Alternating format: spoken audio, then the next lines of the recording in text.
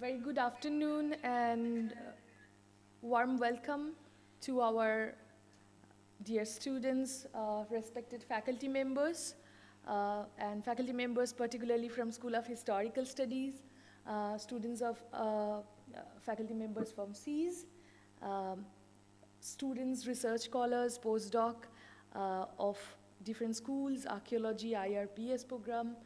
Um, I extend this warm welcome on behalf of our Honorable Vice Chancellor, Sir, Professor Abhay Kumar Singh, who is also the respected Dean of School of Historical Studies. And due to a last-minute adjustment to his schedule, he is unable to deliver the opening remarks. However, he is expected to join the lecture as soon as his commitment allows, and will certainly be supporting us from the background. To begin today's program, I must highlight that Nalanda University, as a global center for academic excellence, hosts a distinguished lecture series across all its schools. These lectures provide students and faculty with the invaluable opportunity to engage with ideas and research trajectories of eminent scholars from India and around the world. Nalanda University has witnessed remarkable growth in recent years, reflected in the establishment of new schools, centers, academic programs, along with the broad spectrum of interdisciplinary courses designed through a cafeteria model and experiential learning frameworks. Despite being a young institution, Nalanda fosters a diverse and dynamic academic community of scholars and students. The School of Historical Studies of Nalanda University is committed to rigorous inquiry into the fundamental questions spanning experiences within and beyond Asia. It strives to push the frontier of knowledge by exploring the interconnections between time, memory, and history in both Asian and global cultural, historical, and philosophical context. Offering internationally competitive master, PhD, and postdoc programs, the School of Historical Studies provide a platform from cutting-edge historical research. The school adopts an interdisciplinary approach in its humanities, inspiring young minds and fostering critical thinking. Through theoretical methodological frameworks drawn from textual, philology, visual, oral, material culture, archaeology, art history, among others. On behalf of Nalanda University and the School of Historical Studies, I am Elora Tribedi, faculty SHS, honored and delighted to invite you to this distinguished lecture. It is an immense privilege to welcome Professor Monika Zin, whose academic expertise and extensive field research will undoubtedly enrich the Nalanda community. The title of today's talk is Symmetry and Mirroring as Defining Principle of Art in India and Kucha. Before we proceed, allow me a moment to introduce our distinguished speaker. Did Sir join? Some sound has come. Ma'am, Professor Monika Zin, a luminary in the field of Indian art history and Buddhist studies, with a career that spans continents and decades, Professor Zin has profoundly enriched our knowledge of understanding of Buddhist narratives, ancient Indian art, and their transmissions across culture, including the Silk Road. Currently a distinguished member of the Saxon Academy of Sciences and Humanities in Leipzig, Professor Zin has previously been associated with the Ludwigs-Maximilian-Universität of Munich and several other prestigious institutions. Her scholarship is marked by meticulous research, insightful interpretation, and an ability to bring life the intricate visual language of Buddhist art. Her groundbreaking work on Buddhist murals in Kucha, the iconography, and Kanaganahalli Stupa, which I proudly own a copy of, and the Samsara Chakra, the Wheel of Rebirth in Indian tradition, along with Dieter Schenkloff, among other works, have significantly contributed to global scholarship. Along her numerous influential books, she has authored a wealth of scholarly articles that constitute to shape academic discourse in the field. One of Professor Zin's most notable contribution is her leadership in the Buddhist mural of Kucha on the Northern Silk Road research project at the Saxony Academy of Sciences and Humanities in Leipzig. This groundbreaking initiative is dedicated to the symmetrical study and preservation of Buddhist cave paintings of Kucha, a vital culture and artistic heritage site along this ancient Silk Road. Through this project, Professor Zin and her team meticulously analyzed the iconography, artistic technique, narrative structures of these murals, shedding new light on the cultural exchanges between India, Central Asia, and China. This project also aims to digitally document and reconstruct the fragmented murals, ensuring their accessibility for future generation of scholars and art historians. Professor Jin's contribution is beyond explanation. I might go on for a few more minutes, but I don't want to. She has been a fellow at the Institute of Advanced Study in Berlin, member of European Academy of Sciences and Arts. She has organized multiple international conferences. I don't know how to shorten it. In 2023, she received the Kumyung Silk Road Award for her publication, Gods, Deities, and Demons in the Paintings of Kucha, which is the 4th volume of the academically renowned Leipzig-Kucha Studies series. Today, we have the extraordinary opportunity to hear from a scholar whose work has redefined how we understand the artistic and cultural expression of Buddhism. Please join me in welcoming her with a round of applause. And without much delay, ma'am, we'd very much like to hear your talk. Many, many thanks. Please tell me if you can hear me and if you can see my screen. Yes, we can. Yes. So many thanks for this really wonderful introduction. Many thanks for inviting me to Nalanda. Pardon? I'm really honored, and just hearing Nalanda is a new university, it's sort of strange to us, seeing you from outside. Maybe I should tell you a few words how that happened, that I'm delivering just this particular lecture here. Last September, I organized in Leipzig a conference of South Asian archaeologists and art. And in this conference, Dr. Trivedi showed us a wonderful paper about caves. And in these caves, there were sculptures, which are now in different parts, in different museums across the world. And she was able to reconstruct the visual program of the cave because of symmetry of depictions. And in her presentation were several, perhaps, maybe, and after this lecture, I could tell her, no, forget this maybe, that was absolutely all right, because when you see a principle of symmetry, it really works across the culture. So, so Indian art and also Kucha. So now in a couple of, so that was how this lecture happened, because actually I proposed to Elora, let us meet one day and I show you some pictures, because I was collecting that, and she invited me to this, to give a lecture about it. So I'm really honored, but I simply did not expect to be so important. I will show you several things, actually in the point, take care, see such such mirrorings and symmetry. Maybe one day we will recognize what does it mean, because I don't really know that. So I'm coming, if I can change the picture, but I don't know how to do that. How do I go to the next one? Elora, I need your help. Elora? Yes, ma'am, I can hear you. If you... Yeah, I cannot get to the next picture. I think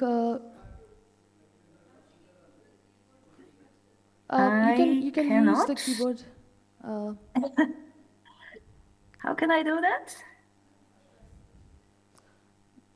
I don't see. Ma'am, if you move the if you move the cursor towards the next, yes, corner of the page, not towards the No, below part.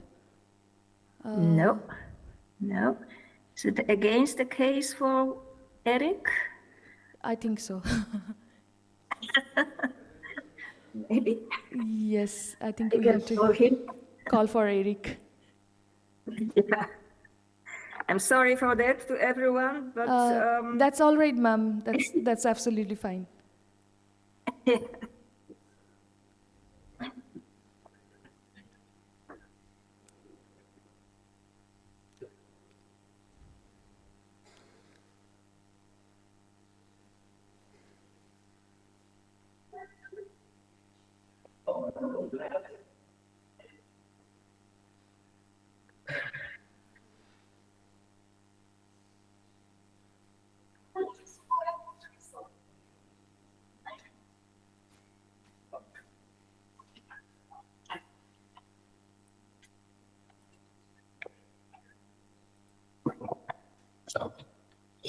Gdzie to teraz ruszasz? Okay. Now sorry for that. Now we can go. So I am in Leipzig now. I hope you can see the next slide now. This is the research center Buddhist Murals of Kucha. Here we are in Leipzig, Germany, and just few words why I come to the idea to compare Kucha in today's China to Indian art.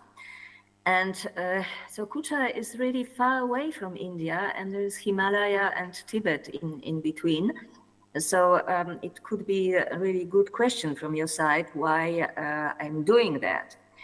The point is that we have in this area, which is to the north of the Taklamakan Desert, clusters of 10 groups of caves. Like 250 of them still bear paintings, and between 5th and 10th century, so from this time, the caves look not very picturesque from outside. They are just holes today. You must imagine in previous times there were wooden facades in front. And behind there are caves. Most of them look like on the slide now, they are so-called central pillar caves. Now, when going inside, you will find wonderful paintings in them. Where the tradition comes from, is it sort of from Indian Ajanta? It's difficult to say because Chinese art also has a cave tradition. But in this particular place, we really have a lot of Indian influences. The manuscripts found there in spot in Kucha were written in pure Sanskrit, in this Buddhist hybrid Sanskrit, or in Tocharian B language. That was their language from the area. And we have a lot of bilingual inscription. From the first glance, you cannot recognize them because Tocharian were written in Brahmi script, which we know so well. So they were really fascinating. The Tocharian people speaking Indo-European language, it was much easier for them to take Sanskrit alphabet, Tocharian alphabet, Sanskrit literature, than to connect their culture with Chinese.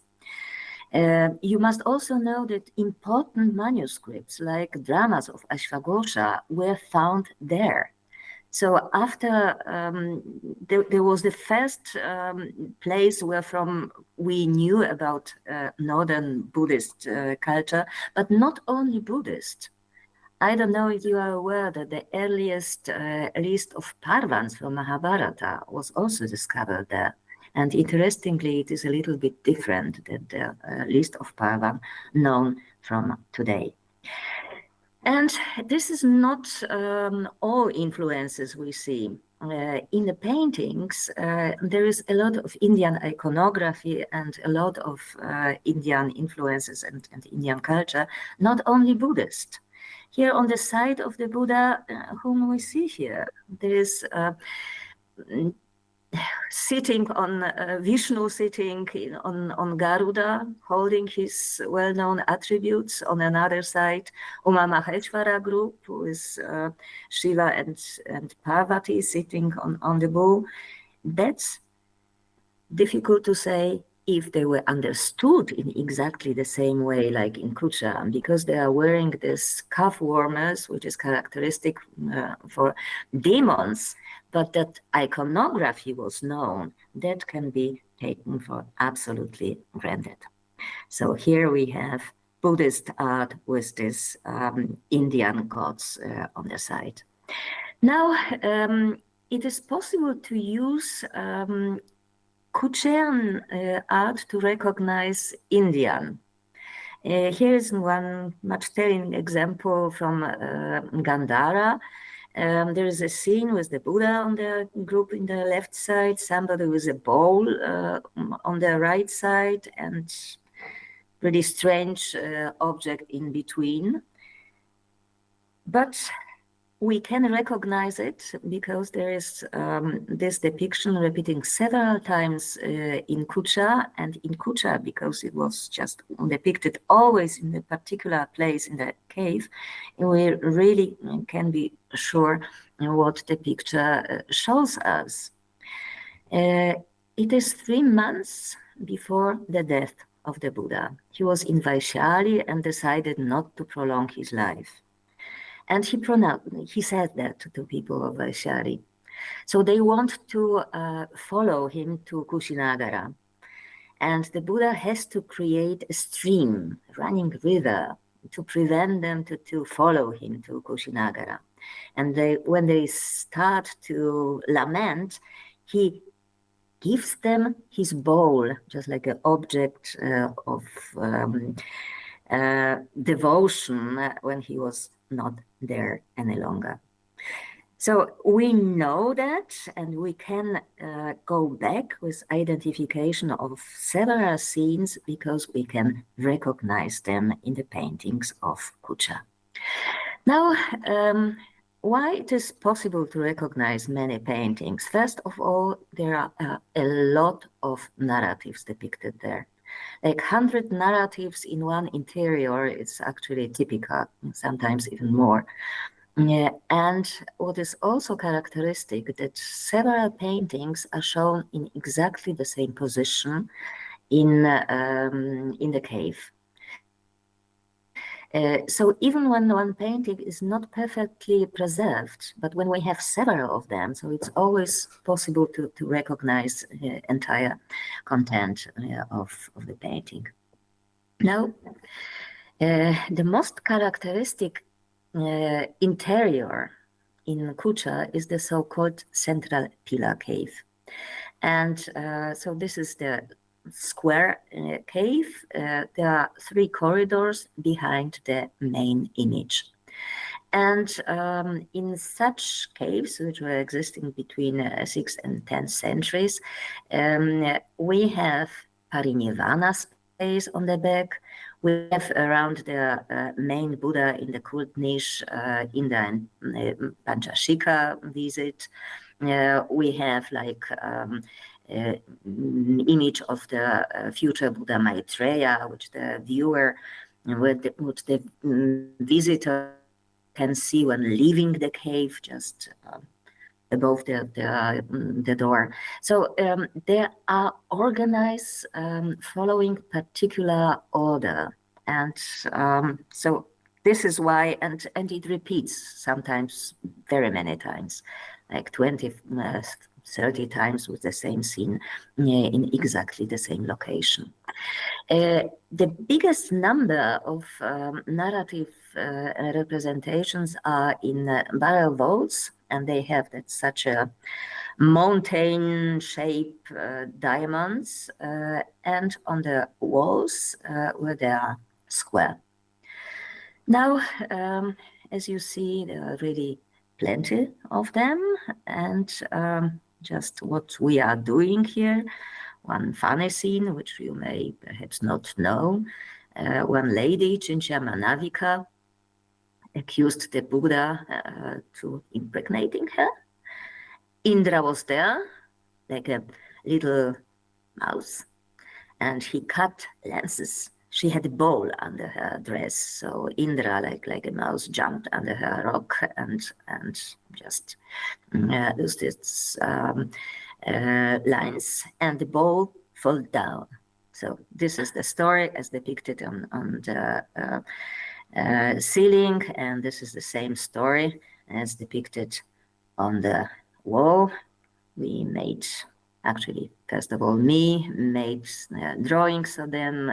Sometimes they are just not from one wall because the cut off pieces are in different museums across the world. We identified the narrative, find out to which literary sources the depiction is the most similar, which tell us really a lot about religious culture of the area, influences, and so on and so on.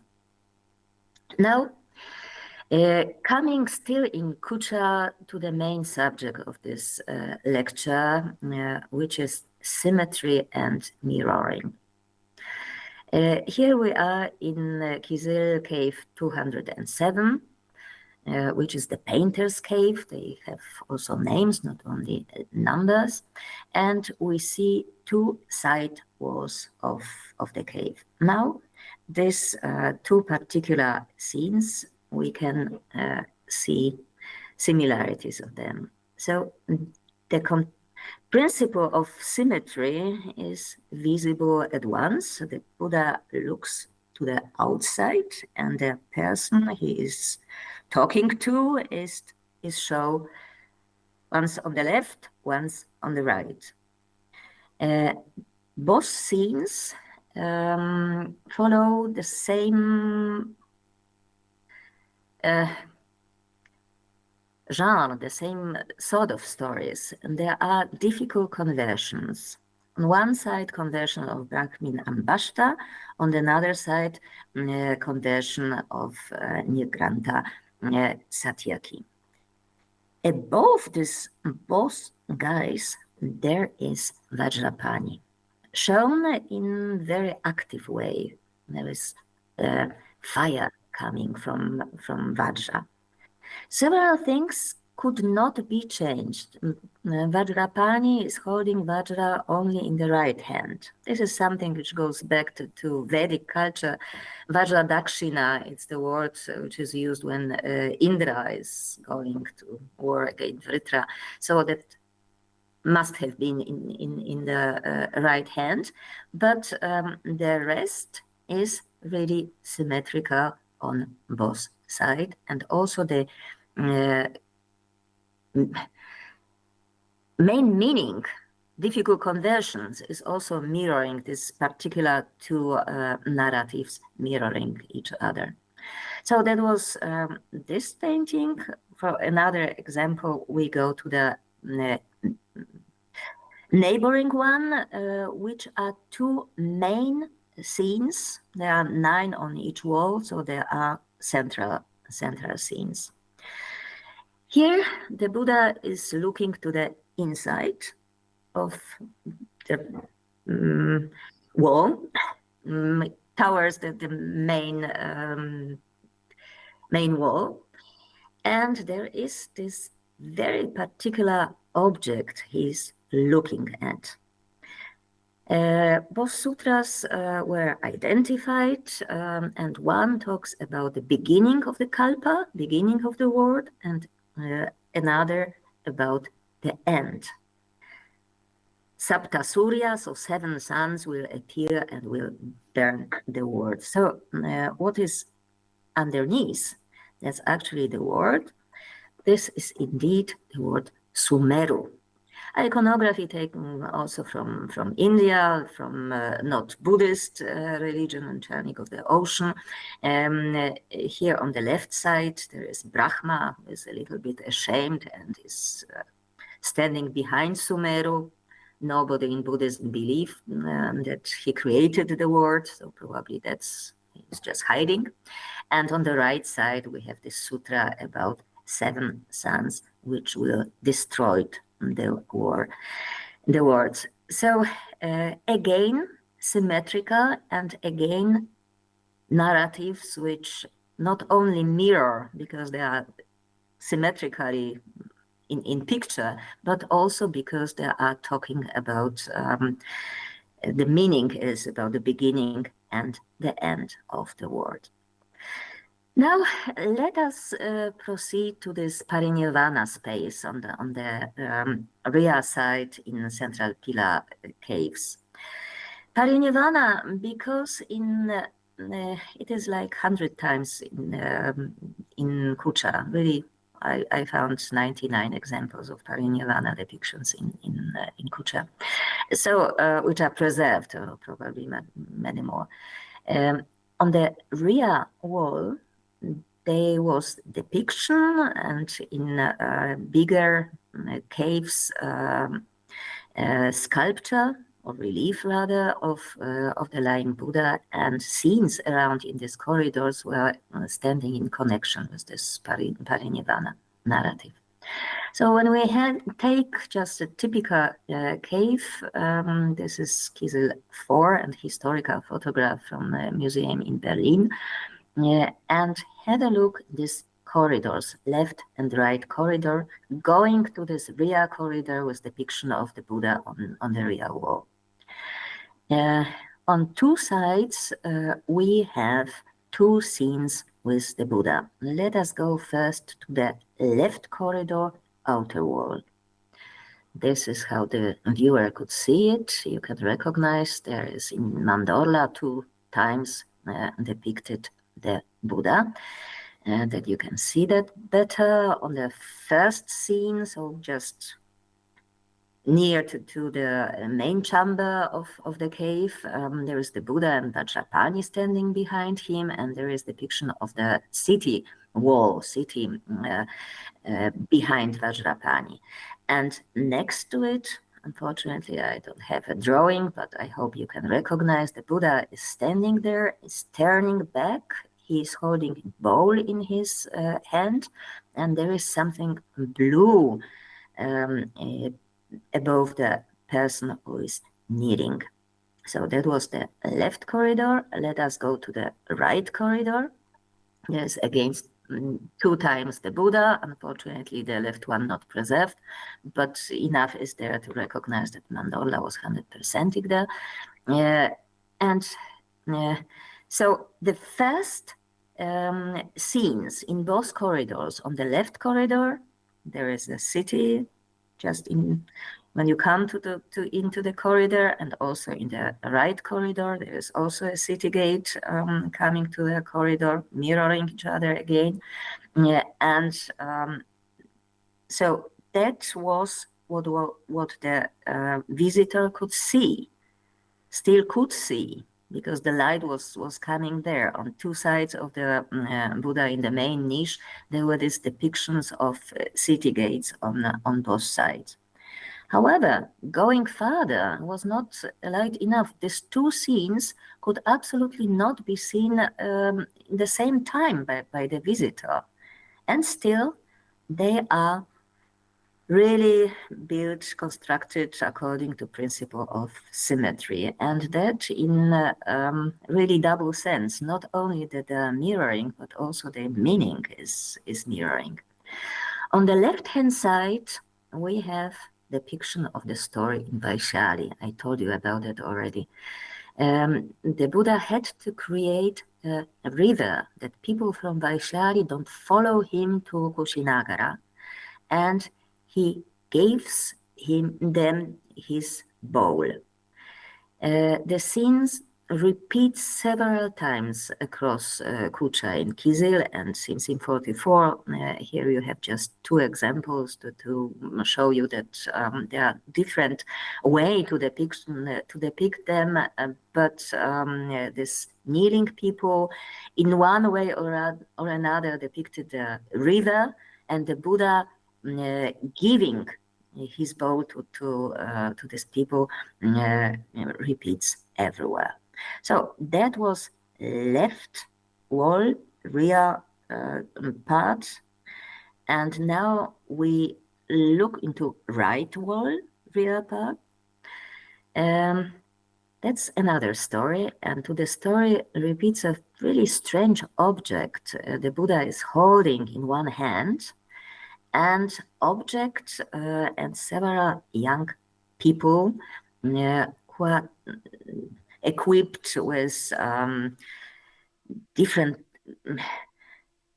hammers and lines, and they are really trying to do something with the object. The story is that when the Buddha was coming to Kushinagara, and that was last day of his life, in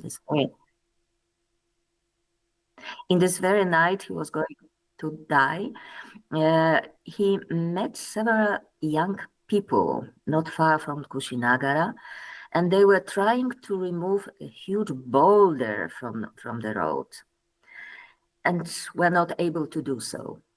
So the Buddha asked them, should I move it for you?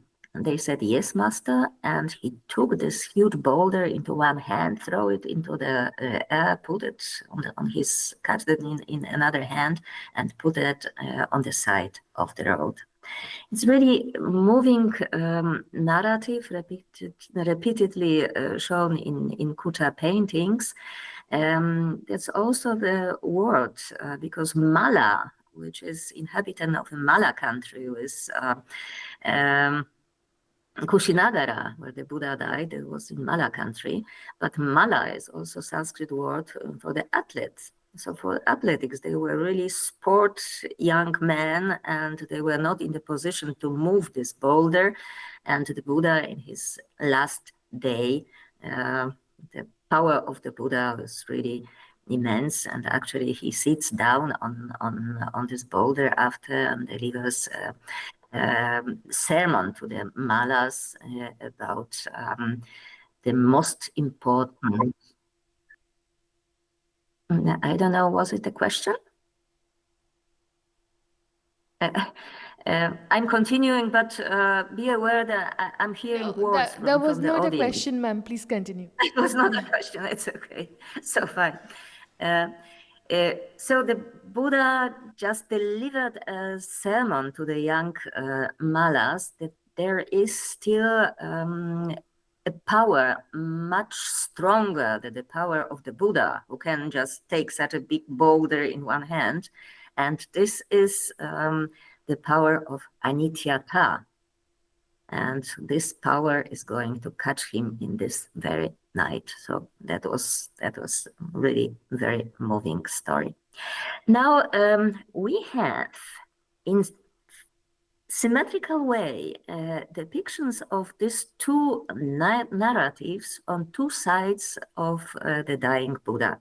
So he died in Kushinagara, as you know, and there are these two most important moments in Vaishali, 3 months before his death, when he decided not to prolong his life, and the last day in his life when he meets this Mala people on the road to Kushinagara. This is the beginning and the end of his last journey. It's really wonderfully depicted here on two sides of the Buddha, and so this is the one and only depiction from Kucha, and we have it just on one wall. Usually these two events in Vaishali and on the way to Kushinagara are depicted on two sides mirroring each other, and behind is the dying Buddha. These corridors in central pillar caves were meant, of course, for pradakshina. So actually, the better would be to show them in chronological order. But here, not a chronology of events, but mirroring and symmetry of depiction was actually more important. This principle of symmetry was kept even in such occasion when the viewer could never ever see them at the same time. They were in two corridors, there is a rock in between, was never seeing these scenes together, but still they were depicted according to principle of symmetry. In Kucha, we have hundreds of such examples. I will just show you a couple of them. One lunette above the door, and of importance are two scenes on the sides. On one right side, there are four snakes in a basket. That's a parable about snakes compared to four elements where it can be very danger for a human being. Usually such representations are shown in front of the Buddha, just this is what the Buddha is talking about. On another side of this lunette, there is also a basket, but there are heads inside. We know this representation, this narrative from other representation. This is a really criminal story. King Prasenajit killed 32 young men and put their heads into the basket and presented them to mother of these 32 sons. So the representation here on the side had absolutely nothing from the meaning, but only because the stories are completely different, but are depicted here because in both narratives a basket plays a really crucial role. But this is one actually of not so much telling examples. Something more telling will come now, just to give you impression how this barrel vaults in Kucha look like. They are mirroring from both sides. And now just have a look into one. That's cave 32. First observation that they are made in one and the same color. So already just entire row is always the same color. But that's not all.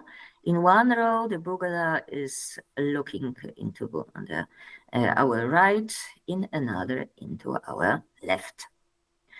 Now, in where we have entire half of barrel vault preserved, here there are these terrible holes. So I'll take a historical photograph preserved in France, Musée Gumet, just one depiction where we have an entire painting completely preserved. Now, every second row there is the Buddha sitting, and again it looks one to left, one to the right. Other depictions are jatakas, so that's already something, and on another it's mirroring on another side of the barrel vault. But this is not all. So there are jatakas, stories from the previous life of the Buddha. So there is no Buddha here, but different other stories. And in one row, there are trees everywhere, but in another, in every second, which is really strange. And this is not only that there is like that in every second there's the tree, but also that makes which stories could be represented in a particular field. Like you could not show a narrative with water or with demons, which are shown with blue skin in blue fields. So that's also change which scenes, which narratives were depicted in there. So that's not only principle of symmetry, but this symmetry is really changing the choice for narratives. When we go now to the well-preserved, it's not always well-preserved, but when we have, like here in Kizil 100, when we have nearly all square caves on the side walls. Again, one Buddha from one side are looking into one side, they are looking into another side. And that was on one wall, and it also repeats on another wall. Now, upper row, first scene from the entrance. That's the only scene on the wall when the Buddha is sitting in sort of European way with his feet down. And when we look to the left side, it repeats again. There are completely different narrative. One is about the potter Brihadyuti who came to the Buddha and washed his feet. Another is about probably about the monk Maitreya during the lifetime of the Buddha. So the only point which is connecting these two narratives, that the Buddha is sitting in European fashion with both feet on the floor. But this is not all. This is the left side wall. Red above the Buddha is the building, and green is the tree. It's every second one. And there was a left side wall, and it's just like in Czech. It's underneath the tree is the scene with architecture. And on another side, on another wall, it's repeat. And first, Buddha is sitting with his feet on the floor. One should ask why it is like that. We ask that in Leipzig, of course. It is sort of creating particular holy place. The symmetry is maybe more holy, but the viewer must have been aware of that. We have sometimes the story which starts here and continues exactly on another side. When there are two scenes from one and the same narrative, they can be shown next to each other, or they can be shown on another side. Now the question is, if that was only in Kucha, or we can observe something similar on the subcontinent as well.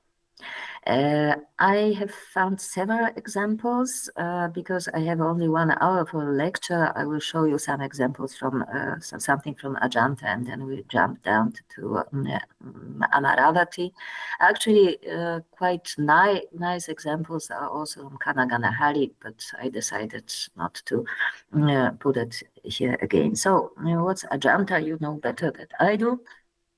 There are these caves, and so why it is Ajanta in my lecture today, and because they are against interiors.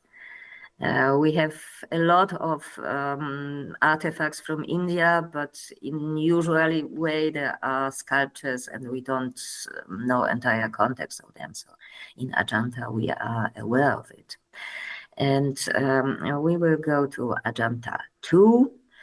And it's the only example I think I took from Ajanta, quite well preserved already on the outside. But let us have a look on the right side wall in Ajanta, which was really annoying me for a longer time. I was working a lot. Elora did not mention that I was assistant Professor Schlinglov, just working on his book on Ajanta. Then I had my own books about Ajanta. So I know the paintings quite well. And here on this right wall was something I could not explain. So this is this very well preserved wall, and the wall showed us the narrative about Vidura, and so there are two narratives about Vidura and about Purna Avadana, and they match together. On the left side is narrative about wise Vidura, and on the right side there is narrative about Purna. I don't know how aware you are with this to this Buddhist narrative. So a narrative about Vidura is a Jataka. Once the Buddha, who was the wise Vidura, is depicted here on the left side. And Purna is a story about the monk Purna from the lifetime of our Buddha Shakyamuni. One lady was married somewhere in the very north, and they were only Jainas, so she asked people to visit her. So that's stories about monks. Purna has a brother, and the brother was on the sea and asked Purna to help him, so he was just coming flying. So there are narratives about famous monks from the lifetime of the Buddha, where this Vidura is happened for many kalpas, and this narrative about previous life of our Buddha Shakyamuni as a Vidura. And really strange way, these two narratives, you must really know well the stories to recognize where is the border. Now, when you look at all narratives which is possible to recognize in this Ajanta Cave 2, in blue, life stories of the Buddha, Jatakas in red, which dominate here entire visual program. The point is that these two are shown mirroring. Again, it is a huge cave. It's completely different, like in Kucha, but it looks, because that's not the only example in Ajanta, that it was maybe expected or maybe belonged to a general design of the caves, that Jatakas and stories from the life story of the Buddha were shown on two sides. The same in Ajanta 16, and you have life story about the Buddha and story about Nanda. So again, these two stories mirroring, and in the interior Jatakas were mirroring too. So that was a principle, whatever it means. Let us just collect stories. Maybe one day we will know more. Let us jump to Amaravati. Again, there is something which is sometimes really not to be explained. That's a Vidura again. So Vidura was brought to the country of the Nagas and was delivering the sermon there. It's the only Jataka in which, so Vidura was the Buddha in the previous rebirth, and he is shown with Dharma Chakra Mudra. He's preaching to the Nagas. It's the only story in which the Bodhisattva from the Jataka is really depicted like the Buddha.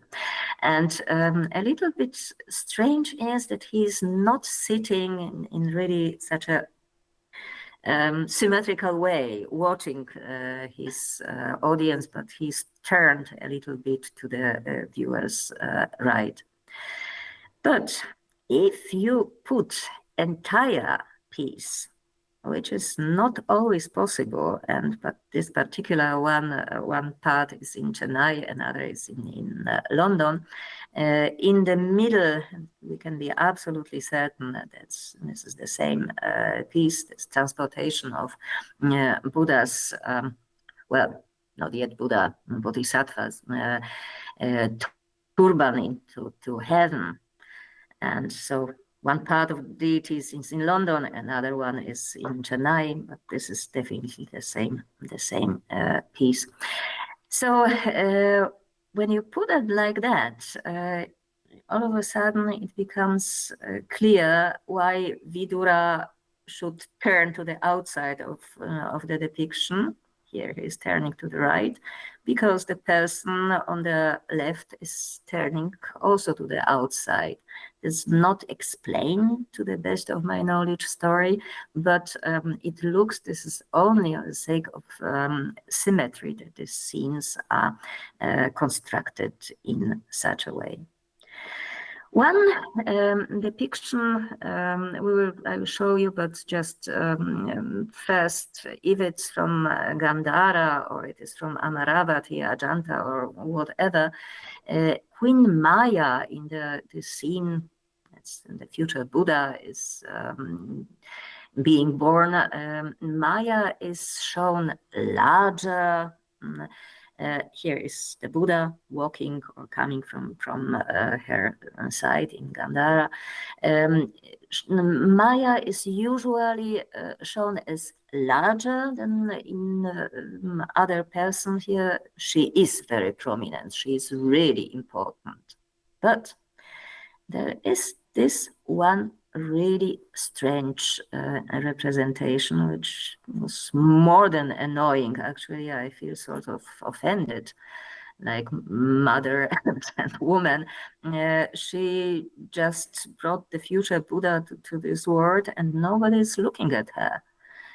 She's smaller than gods on her side, and they turn to other direction.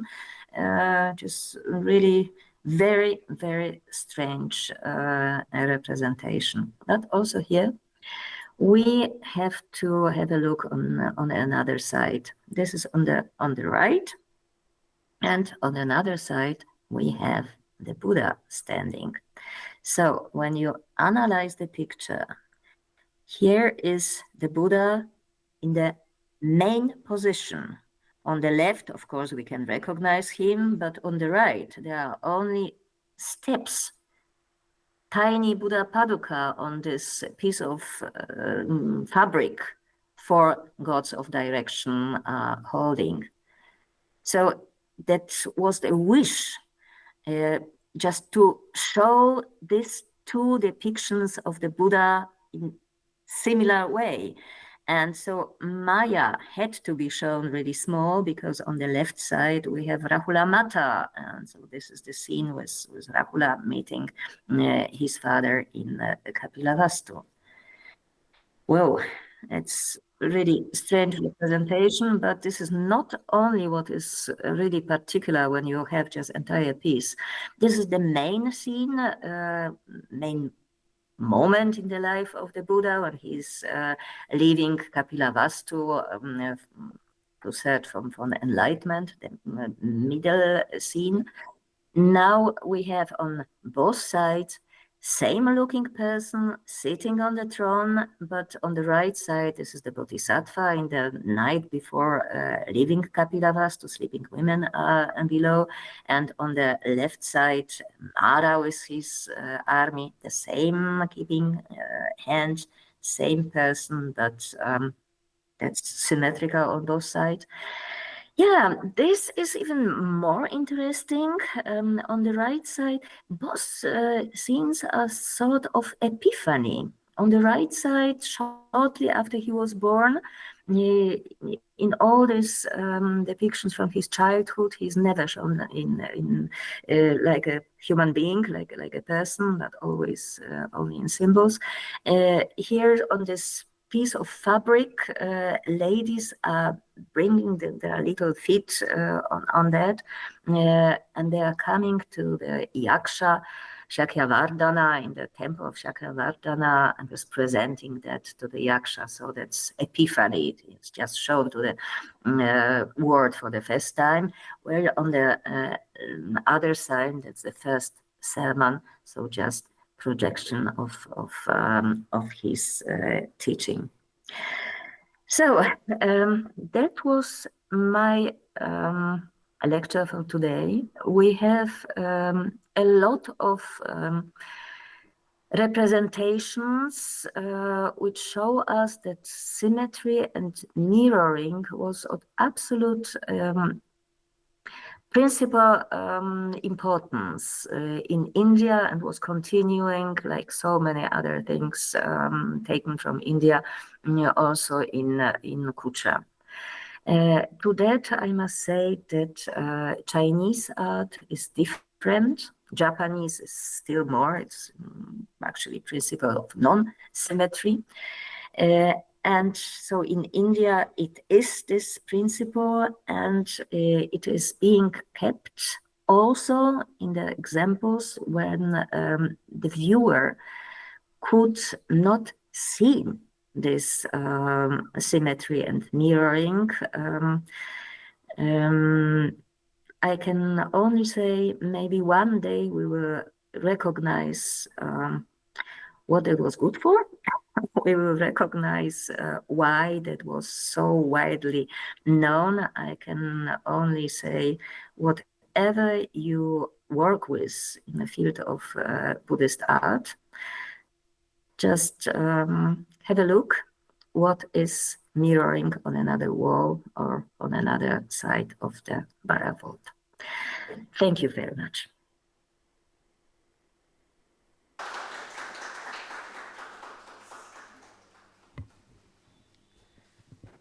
Thank you, ma'am.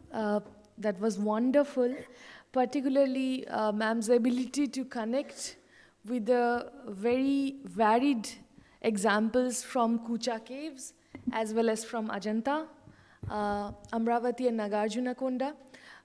I apologize because I wanted to mention a more elaborate biography of yours where I would definitely bring to the students already know, I'm very much sure, the work of Professor Dieter Schengloff, who has elaborately documented the Ajanta murals, not only analyze the narratives, but also the half of the Ajanta murals which have disappeared or which are disappearing are only available to us for study with his work. And of course, Professor Zin was a student, but Madam's work also with Professor Dieter Schengloff, where Madam has also analyzed with her own sketches meticulously each corner and each bits of different walls of Ajanta and understand them from the textual sources, identified them and analyzed them. I think what they have left for us is an enormous corpus of knowledge, which is, I think, well respected, and I think it's a prized bank of knowledge that you have left. But thank you so much for this wonderful lecture. I would like to give 2 or 3 remarks in absence of our Dean, School of Historical Studies, that as Madam pointed out, symmetry and mirroring is a very, very crucial aspect. Actually, the students here are from School of Historical Studies and MA Archaeology. They are actually having a core course on Indian art, aesthetics, and architecture and its impact, which is shared by my good colleague here also, Dr. Kashyap Ghani, where we also discussed about symmetry as well as different importance of symmetry in different panels and narratives.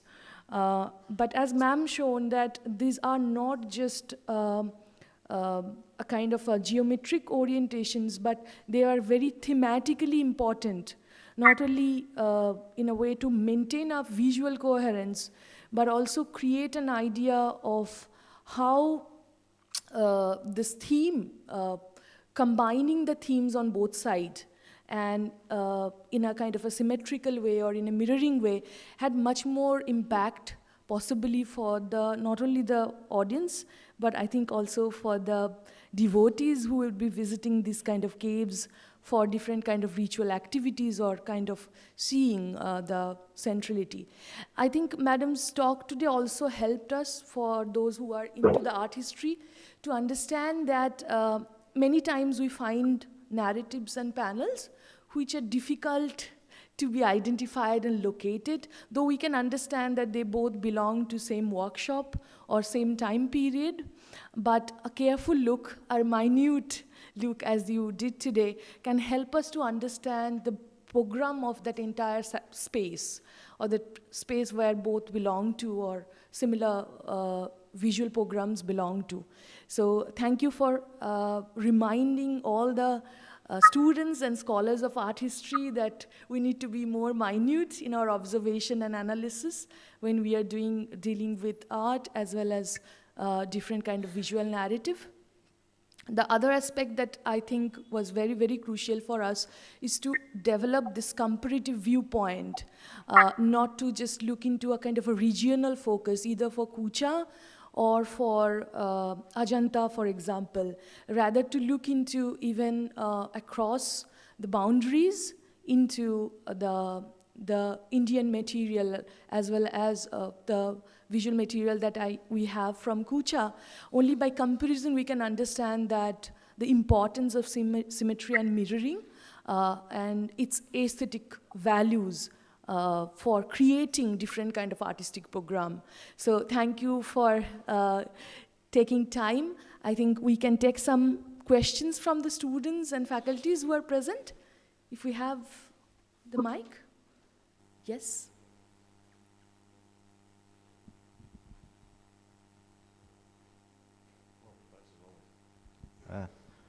Thank you very much. My name is Robert Shami-Drupal. I'm a second semester student in the School of Buddhist Studies. It's very interesting. I'm intrigued by the symmetry aspect because I really have no knowledge or little knowledge of archaeology. My question is sort of positioned from a Buddhist point of view and relevancy. I think you touched on why. I mean, you gave examples of the caves. I think it's cave 207, Painter's Cave, and then you had cave 38, the Perivarana cave, and then you compared it with Indian caves to show there's a link between them all. But as a student of Buddhist studies, why? Is there something message in there, is some philosophy, is there some context that we should be aware of? In particular, if you can concentrate on the Nagarjuna Konda. Thank you. I actually can concentrate only on objects or interiors which are preserved. So also from Nagarjuna Konda, and I do have overview of what is preserved there. We don't have so many completely preserved narratives. We have some, like, and they are always on that principle. Like, and also in a sense of content. Like the stories about two stories about elephants, for example, are mirroring several times. One story about Dhanapala, so story from the lifetime of the Buddha, and Shadanta Jataka. So because there are two stories of elephants, and because the elephants can be depicted really in mirroring way. So that's, for example, is mirroring as well. As for Kucha, there are a lot of examples, and of course, because there are also several caves where we really can recognize entire program of that. And when we even have some minor things, like sometimes between these diamond-shaped scenes and square scenes, there is a row of musicians. You can recognize the musician on string instruments are mirroring another one on a string instrument, not this same sort of instrument, where here is the square flute, here will be simple flute. So whatever it means, our explanation for the time being, actually that's difficult to say what is the meaning of this cave at all. That's what we are also asking ourselves. But maybe I should still say that majority of these caves is really tiny. They are tiny caves, like 20 square meters. And so that was not enough because like Indians, you have this Ellora Ajanta case. Caves in Kucha are small. So rather for a family than for a larger group. And that these programs are repeating.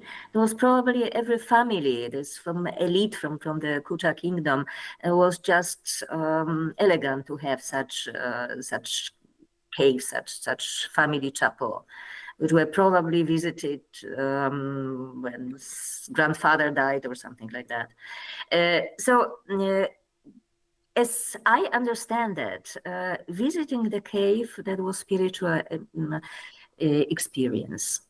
They were coming into the cave, there was narratives. Narratives are sometimes difficult to understand. Must have been a monk who was just repeating the entire stories, telling the stories. And probably also, look at here the Buddha was a monkey. Here the Buddha was also a monkey and telling just similar stories, maybe something like this. And so this principle of symmetry may probably create really more holy interior. That's how I understand that. But I must say, from Europe, when you have like Catholic churches with a lot of altars on the side, they can be architectonically similar, which usually they are not because they are coming from different epochs. But I'm not aware that something symmetrically was depicted.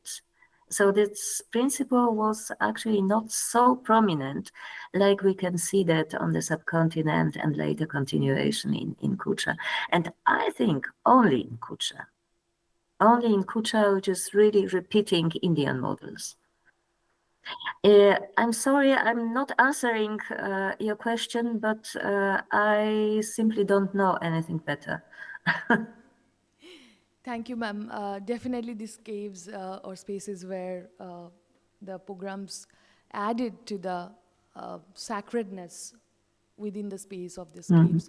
I think we have some more questions. Yes? One from Suez also. I can see his hand.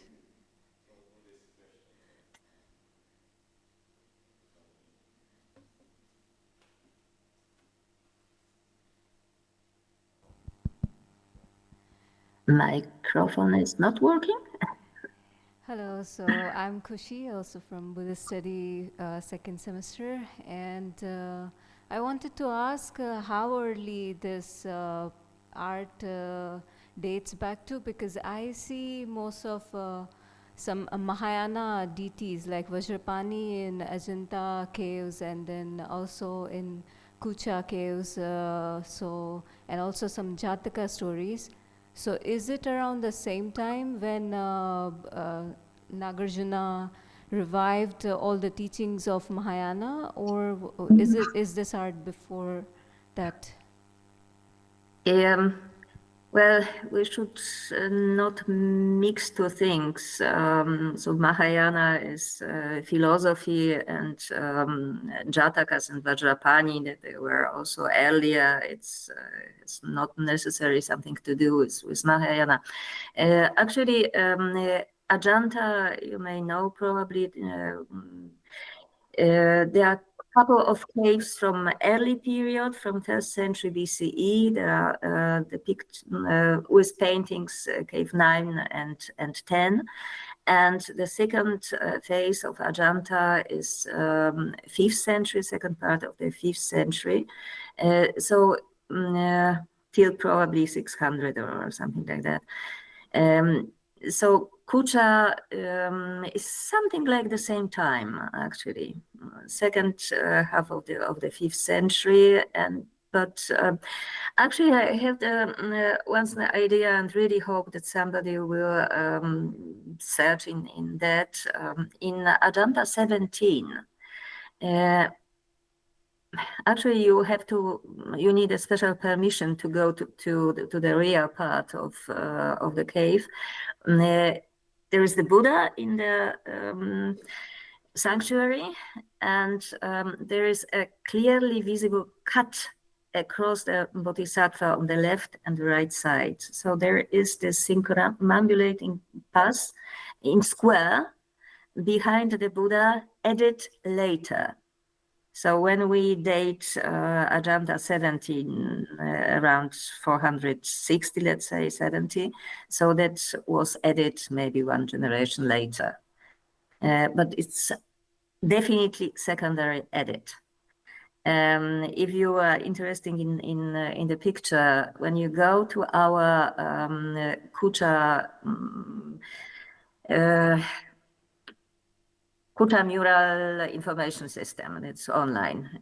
Our two books from our Indian, our series, like the Kucha studies, are already online under publication. And there is a paper in volume 1 about Kashyapa. There is a picture of this Ajanta 17, this rear part. So that creates actually exactly what we know from Kucha, the central pillar with the main Buddha and possibility to go in square around. In Ajanta, this part is not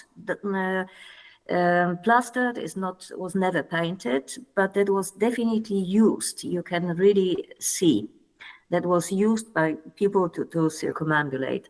So maybe that's influence from Ajanta. It would not be so strange because it was exactly the same school, which we know from texts which were illustrated in Ajanta, second phase, and from 5th century, and in Kucha, that was Sarvastivada school.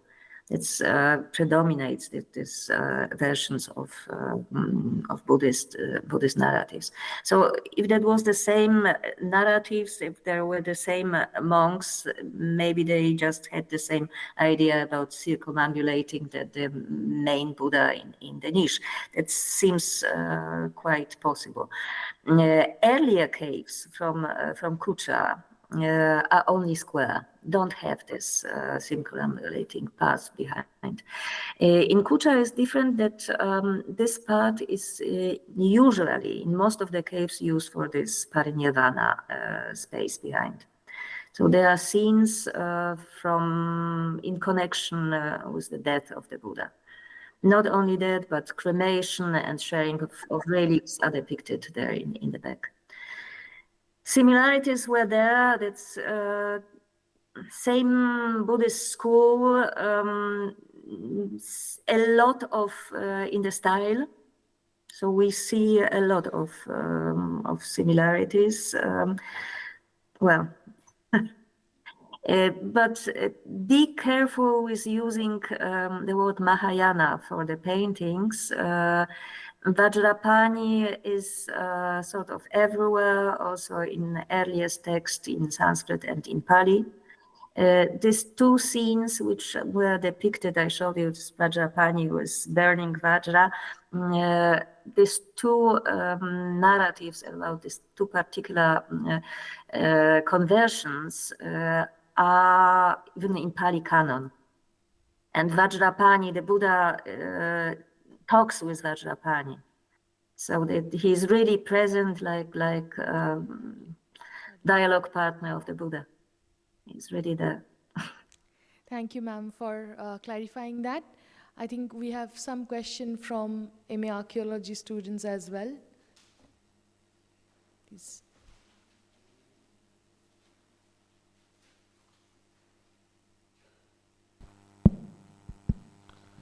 Good evening, ma'am.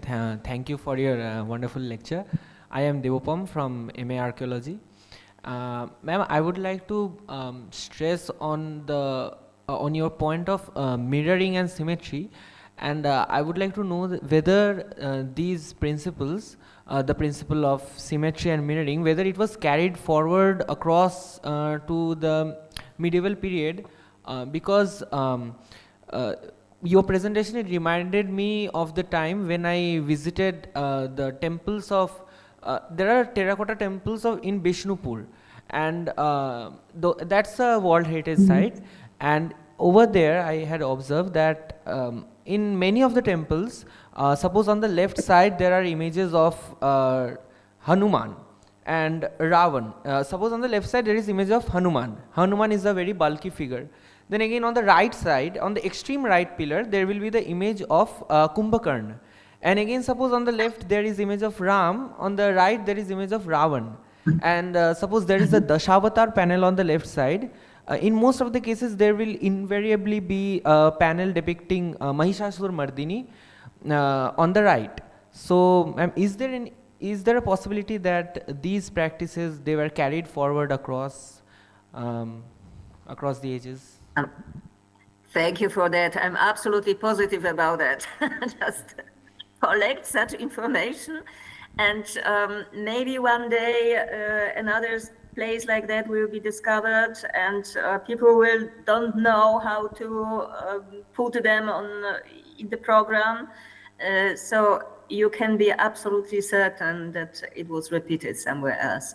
And again, why? People were expecting that. People were,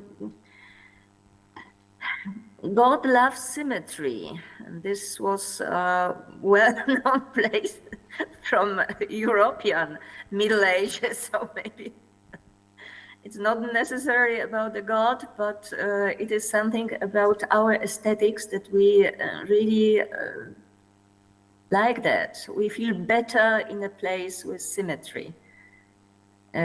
Which is, as such, really interesting point, and maybe somebody from psychology should be asked better about that. But it is how it works. Yeah. Thank you for that. You are absolutely right. Actually, what I noticed already. I'm not a specialist of that, but I was several times in Karnataka because of Kanaganahari, which is Buddhist excavation there. It's a great place. So when I was already in Karnataka, I was visiting some places there, and there are depictions of Ramayana, of different Puranas, several times on different, and the programs repeat, and they are symmetrical.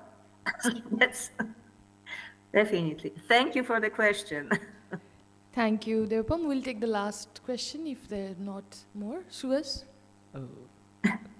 Good evening, ma'am. Ma'am, I actually have two questions. The second would be a bit It's digressive. allowed. Okay.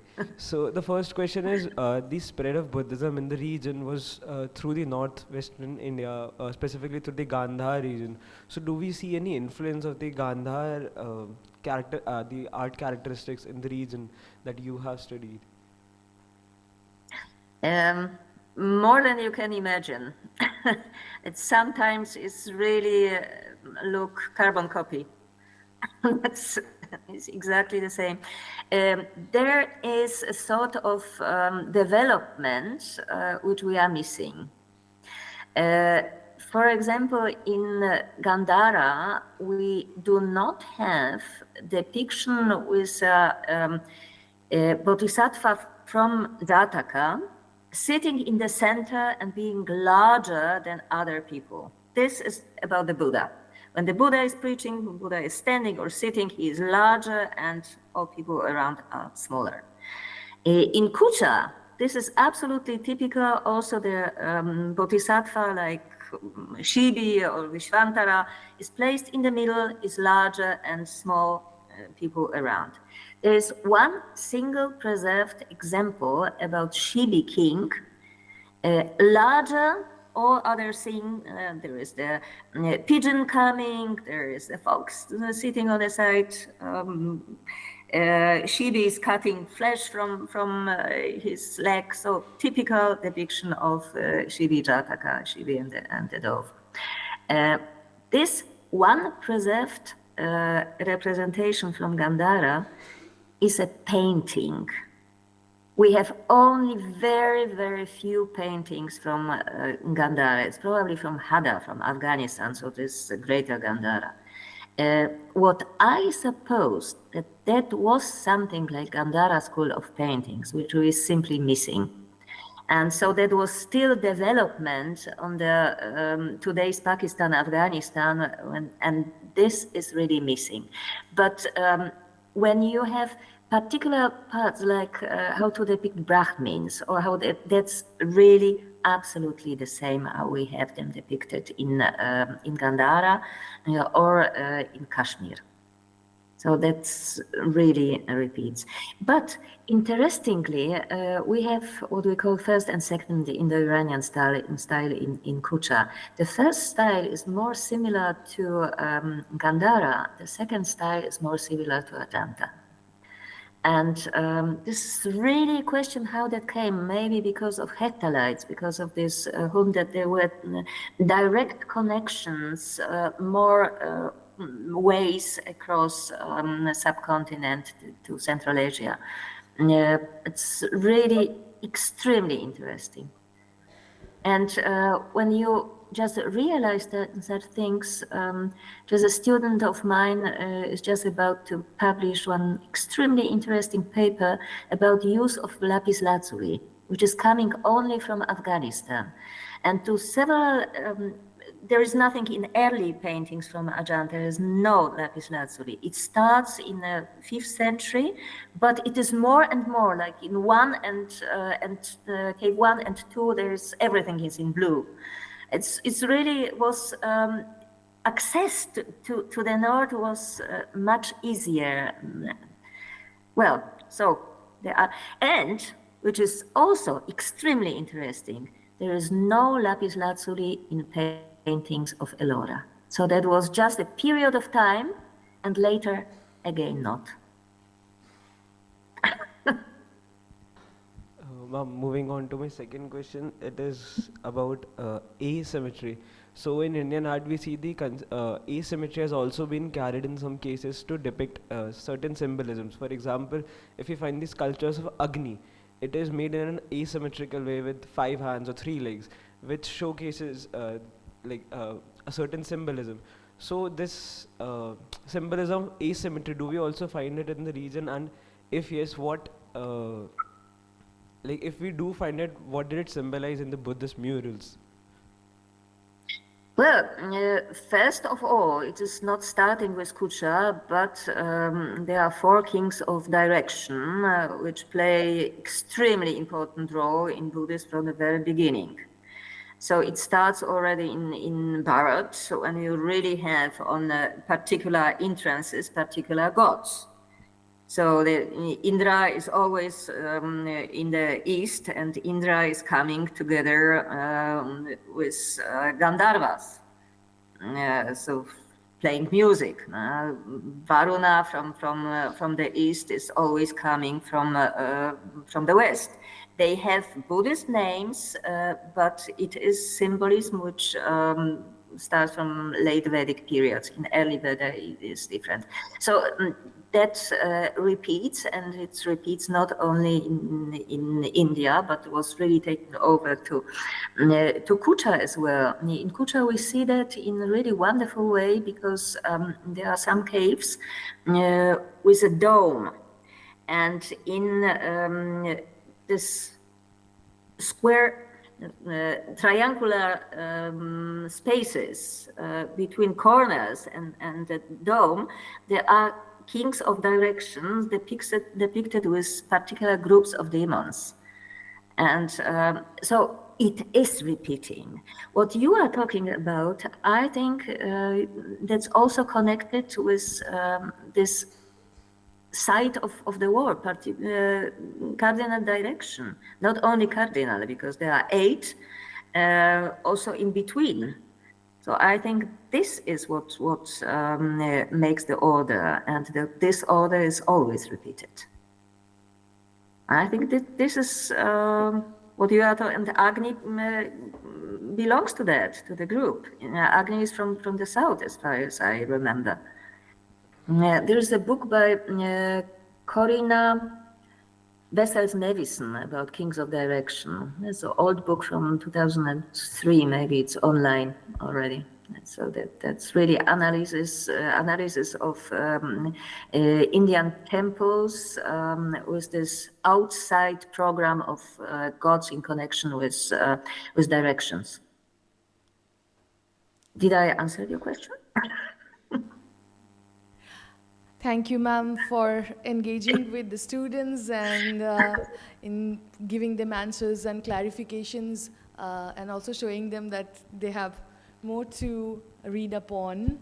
And we sincerely, I think we say it collectively, I'm representing this, would have sincerely wished that you are here physically to deliver this lecture, and we would look forward from Nalanda University so that we can organize your lecture in the physical mode where we learn more from you in recent time, I hope, sincerely, very soon.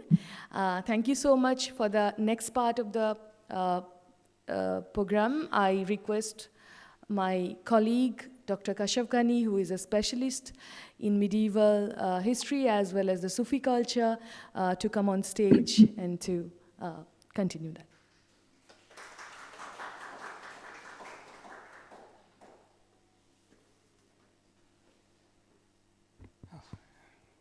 Thank you, Elora. A very good evening to Professor Zin for the fantastic lecture. Thank you, ma'am. Good evening to my colleagues, students. On behalf of the School of Historical Studies, it is my privilege to propose the formal vote of thanks on the occasion of the distinguished lecture series. I begin by congratulating my dear colleague, Dr. Trivedi, for organizing this important lecture, for having Professor Zin connect with us over a long physical distance. Thank you once again. It has been a fascinating lecture that has enlightened us, a largely non-specialist audience on art, to a very brilliant aspect of art history, and to a region with which we rarely get to familiarize ourselves with, the Silk Road and the Central Asian area. The aspect of art practices, the details that you brought out so clearly makes us realize the historical reality of permeable borders, and where you can so conveniently connect Kucha to Ajanta based on creativity and practices of art. Thank you for unpacking the details so meticulously, taking us through the very intricacies of images, making us understand how to observe and analyze the practices of creating paintings and art forms, and most importantly, your intervention with regard to symmetry and mirroring. I think any amount of thanks is insufficient for the valuable research that you have shared with us.